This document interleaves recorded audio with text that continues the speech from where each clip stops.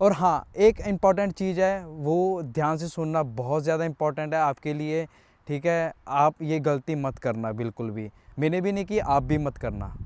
Hi guys, welcome back to my channel Nick in UK. तो ये video मैं बाद में शूट कर रहा हूँ, इससे पहले मैं अपनी ट्रिप पे हो आया हूँ। और आज बात करेंगे कि मेरे इस पासपोर्ट पे शेंगन वीज़ा कैसे लगा और कितने ड्यूरेशन का लगा और कहाँ से लगा, कैसे लगा, क्या क्या डॉक्यूमेंट्स रिक्वायर्ड हैं और आप कैसे अप्लाई कर सकते हो। अगर आपने मेरे थ्रू अप्लाई करना है वो कैसे कर सकते हो, वो सारी चीज़ें इस वीडियो में डिस्कस करेंगे। मैंने ना ये वीडियो बाहर शूट करनी थी, तो मैं आपको बाहर दिखाता हूँ आज, क्योंकि आज संडे है ना। तो ये देखो, कोई हाल है इस चीज़ का।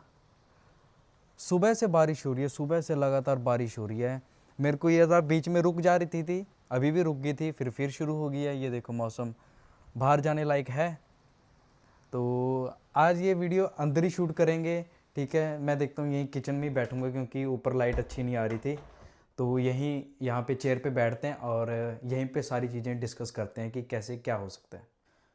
एक्चुअली ना मैं ऊपर गया था अभी कि ट्राईपोड लेकर आता हूँ, बट जब मैं फ़ोन लगाने लगा ना, इसकी मेरे से लार टूट गई।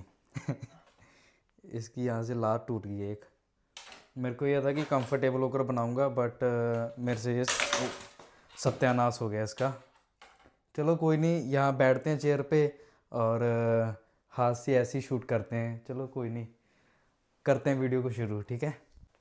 तो सबसे पहले हम बात करेंगे डॉक्यूमेंट्स की कि क्या क्या डॉक्यूमेंट्स रिक्वायर्ड होते हैं।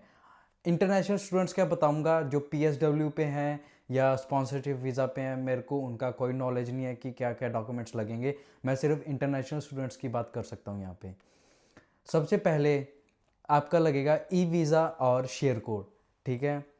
ई वीज़ा आप अकेला स्क्रीनशॉट लेकर और शेयर कोड नंबर लेकर उसमें डाल सकते हो। दूसरा डॉक्यूमेंट है, वो लगेगा आपका ट्रैवल इंश्योरेंस। जो पे स्लिप है, इंटरनेशनल स्टूडेंट्स को पे स्लिप दिखाने की ज़रूरत नहीं है। मैंने तो नहीं दिखाई थी, तो आई थिंक एवरी कंट्रीज़ में नहीं पे स्लिप दिखाने की ज़रूरत है इंटरनेशनल स्टूडेंट्स को। दूसरा जो डॉक्यूमेंट है वो ट्रैवल इंश्योरेंस है, ठीक है? ये 1 साल का आई थिंक हो जाता है, ठीक है? मैंने आई थिंक 3 महीने का शो किया था ट्रैवल इंश्योरेंस, आई थिंक, मेरे अभी ध्यान में नहीं है।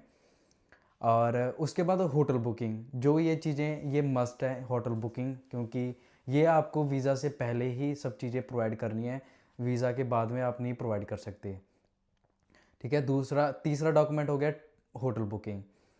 चौथा जो है वो है आपका फ़्लाइट की टिकट, ठीक है? फ़्लाइट की टिकट आप चाहे टेम्परेरी कर लो, चाहे आप पक्की मतलब जो होती है वो कर लो। मैंने तो फाइनल ही की थी, मेरी टेम्परेरी नहीं थी। मैंने डायरेक्ट फाइनल ही अपनी एयर जो फ़्लाइट की टिकट है वो शो की थी, ठीक है? ये जो 4-5 डॉक्यूमेंट्स इतने लगते हैं, कुछ सॉरी स्टोरेज फुल हो गई थी तो आई क्लाउड में शिफ्ट कर दिया है। तो हाँ, यही ऐसा डॉक्यूमेंट लगेंगे, कोई लंबा चौड़ा इसका प्रोसेस नहीं है जैसे इंडिया से होता है कि ये डॉक्यूमेंट लगाओ वो लगाओ। नहीं, यहाँ पे ये 4-5 डॉक्यूमेंट लगेंगे इंटरनेशनल स्टूडेंट्स के, तो आपकी फ़ाइल लॉन्च हो जाएगी। और फंड्स जो होते हैं वो आपको 4-5 दिन पहले ही शो कर दो। ऐसा नहीं है कि 1 वीक 1 मंथ पुराना 2 मंथ पुराने शो करें, नहीं। आप 4-5 दिन पहले पैसे डालो, फाइल लॉन्च कर दो। कोई ऐसा आपको ज़रूरत नहीं है वेट करने की 1 महीना। फाइल जैसी लॉन्च करोगे, सॉरी, फंड जैसी डालोगे, स्टेटमेंट निकालोगे, तो उसके 1-2 दिन बाद आप यूज़ भी कर सकते हो, कोई ऐसा दिक्कत नहीं है, ठीक है? ये सारा मेरा पर्सनल एक्सपीरियंस है, इसलिए आपको बता रहा हूँ। और अब बात करते हैं कि मैंने किस कंट्री का अप्लाई किया था। तो मैंने किया था अप्लाई चेक रिपब्लिक। अभी फ़िलहाल मौसम साफ़ हो गया है और मैं गाड़ी लेकर अपनी पार्क में आ गया हूँ, जहाँ मैं यूजुअली बैठता होता हूँ। यहाँ पे आपको पता ही है, जो जो मेरे को फॉलो करते हैं उनको पता ही है।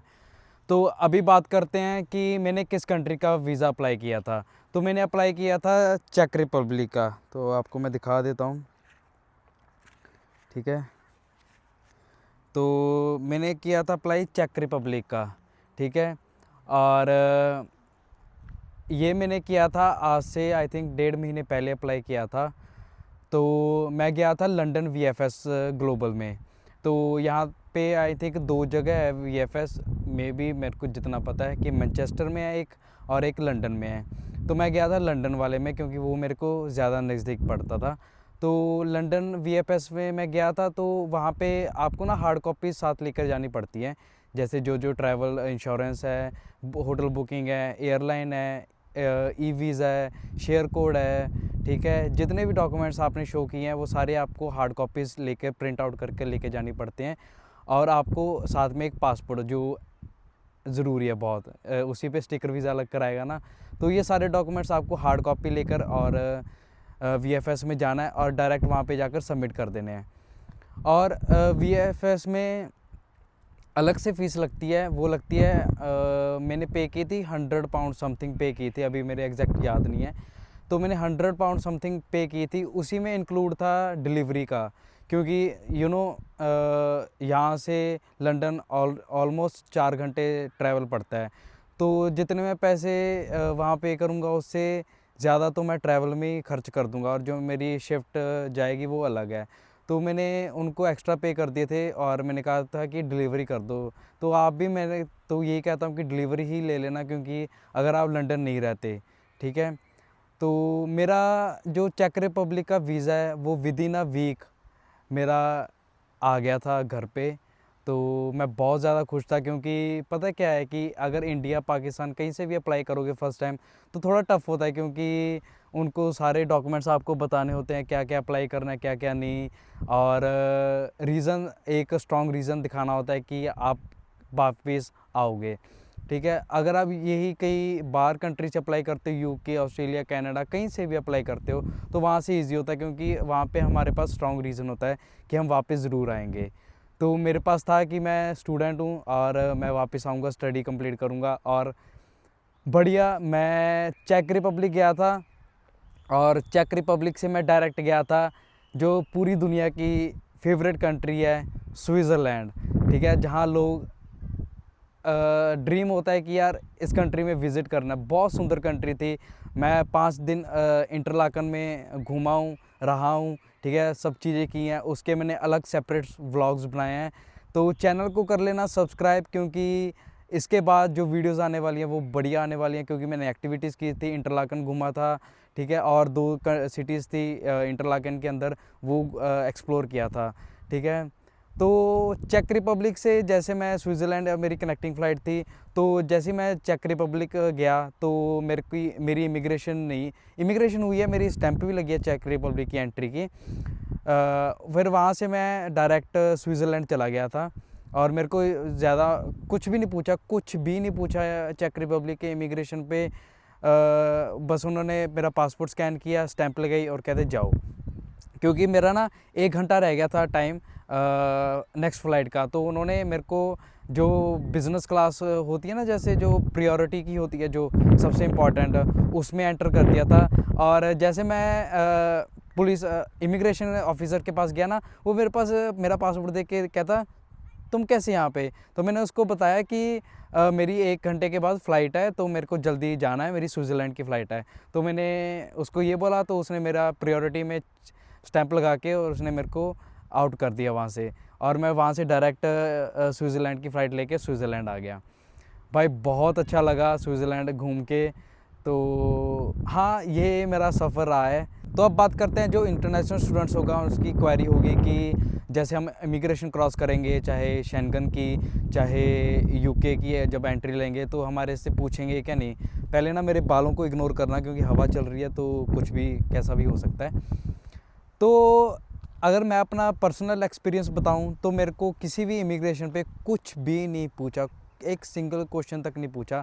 बस हाँ, जब मैं ब्रिस्टल एयरपोर्ट पे आया तो वहाँ पे इमिग्रेशन ऑफिसर ने मेरे को सिर्फ ये पूछा था कि तुम्हारी यूनिवर्सिटी कौन सी है और कौन सी स्टडी कर रहे हो। और मेरे को मैडम पूछते कि ब्रिस्टल कैसा लग रहा है, अच्छा लग रहा है। तो बस ये 3 क्वेश्चन पूछे और मेरे को एग्ज़िट दे दिया। तो मेरे को तो नहीं कुछ पूछा। देखो पता क्या है, हर एक का लक होता है और हर एक की किस्मत होती है। कई बार किसी को नहीं पूछते, किसी को पूछ लेते हैं, ये डिपेंड करता है। मैं नहीं कह सकता कि भाई आपको भी नहीं पूछेंगे, क्या पता आपको क्वेश्चन 1-2 पूछ लें, ठीक है। मेरे को नहीं पूछा था, क्योंकि मेरी चेक रिपब्लिक से स्विट्ज़रलैंड की फ़्लाइट थी। उन्होंने ये भी नहीं पूछा कि तुम चेक रिपब्लिक क्यों नहीं घूम रहे, यहाँ क्यों नहीं रह रहे, ये वो चीज़ें। तो देखो ये 29 कंट्रीज़ हैं, तो एक स्टिकर वीज़ा से हम किसी भी कंट्री में एंट्री ले सकते हैं, कोई दिक्कत नहीं है। और हाँ, एक इम्पॉर्टेंट चीज़ है, वो ध्यान से सुनना बहुत ज़्यादा इम्पॉर्टेंट है आपके लिए, ठीक है। आप ये गलती मत करना बिल्कुल भी, मैंने भी नहीं की, आप भी मत करना। तो वो बात है कि जैसे मान लो मेरे को चेक रिपब्लिक का वीज़ा मिला है, ठीक है। अब इस वीज़े से मैं किसी भी कंट्री से एंट्री ले सकता हूँ, ज़रूरी नहीं है कि चेक रिपब्लिक से ही एंट्री लेनी है, चाहे मैं पेरिस चला जाऊँ। पर एक दिक्कत आएगी, वो क्या आएगी, पेरिस में आपको मान लो चेक रिपब्लिक का वीज़ा है और पेरिस से एंट्री ले रहे हो, तो पहले क्वेश्चन करेंगे कि आप चेक रिपब्लिक का वीज़ा है, वहाँ से क्यों नहीं एंट्री ले रहे, आपको वापस भी भेज सकते हैं, कुछ पक्का नहीं है, ठीक है ना। वापस नहीं भेजते, मेरा फ्रेंड गया था, उसको नहीं भेजा था। बट दिक्कत क्या आएगी, आप घुमाओगे, सब कुछ कर लोगे, बट अगर नेक्स्ट टाइम वीज़ा अप्लाई करोगे सेम कंट्री से, जैसे नेक्स्ट टाइम दोबारा चेक रिपब्लिक का वीज़ा अप्लाई करोगे, ठीक है, आपका रिजेक्ट होने के चांसेस ज़्यादा हैं। क्यों? क्योंकि वो क्वेश्चन, वो रीज़न दे देंगे कि आपको हमने पहले चेक रिपब्लिक का वीज़ा दिया था और आपने चेक रिपब्लिक से क्यों नहीं एंट्री ली। ये हुआ है मेरे फ्रेंड के साथ, इसलिए मैं आपको ये बता रहा हूँ, ठीक है। जिस कंट्री का आपको वीज़ा मिल रहा है, मेक श्योर आप उसी कंट्री में एंट्री लो और वहाँ से किसी भी कंट्री में चले जाओ जहाँ का आपका प्लान है, कोई इशू नहीं है, ठीक है। पर मेक श्योर आप उसी कंट्री से एंट्री लो जहाँ पर आपका वीज़ा लगा है, ठीक है। ये इंपॉर्टेंट चीज़, ये ध्यान में ज़रूर रखना। और चेक रिपब्लिक में एक और मैंने डॉक्यूमेंट ऐड किया था, अभी मेरे याद आ गया, आइटनियर।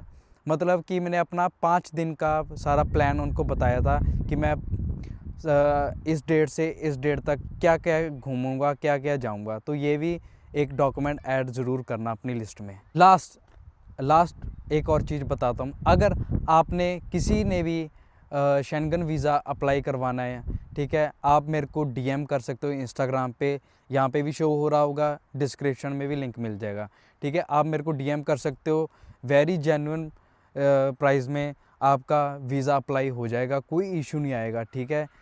और टोटल अराउंड खर्चा वो आपको मैं बता दूंगा, क्योंकि ना देखो, फिक्स कोई नहीं होता। कई बार होटल बुकिंग ज़्यादा महंगी, थोड़ी सी महंगी होती है, कम होती है, ट्रैवल इंश्योरेंस ज़्यादा होता है, तो फ्लक्चुएट करता रहता है रेट। तो आप मेरे को डीएम कर देना, आपका सारा काम हो जाएगा, कोई इशू वाली बात नहीं है। ये वीडियो थी how I got Schengen visa as an international student from UK. बहुत ईजी प्रोसेस था, बहुत स्मूथ प्रोसेस था, कोई दिक्कत नहीं आई, visa within a week आ गया, ठीक है। बढ़िया घूम के आया हूँ मैं 5 दिन स्विट्ज़रलैंड, और बचपन से देखते आए थे कि ये कंट्री को घूमना है, एक्सप्लोर करना है कैसे ना कैसे करके, ठीक है। ड्रीम पूरा हो गया है। और अभी पूरा एक्सप्लोर नहीं किया स्विट्ज़रलैंड में, इंटरलाकन ही घूमा सिर्फ। और जल्दी दोबारा प्लान करेंगे स्विट्ज़रलैंड का, और जो बाकी पार्ट्स रहते हैं वो घूम कर आएंगे। और मैंने जो जो एक्टिविटीज़ की हैं, जो जो एक्सप्लोर किया है, उसके व्लॉग्स इसके बाद आने शुरू होंगे। जो चैनल को कर लेना सब्सक्राइब। इंस्टाग्राम का भी लिंक आपको डिस्क्रिप्शन में मिल जाएगा, वहाँ पे मैं रील्स डालता रहता हूँ, और स्विट्ज़रलैंड की रील्स मैं वहाँ पे अपलोड करूँगा, तो इंस्टाग्राम पे भी फॉलो कर लेना। और मिलते हैं अब स्विट्ज़रलैंड के व्लॉग्स के साथ, तो चैनल को कर लेना सब्सक्राइब, और मिलते हैं नेक्स्ट वीडियो में। Till then bye.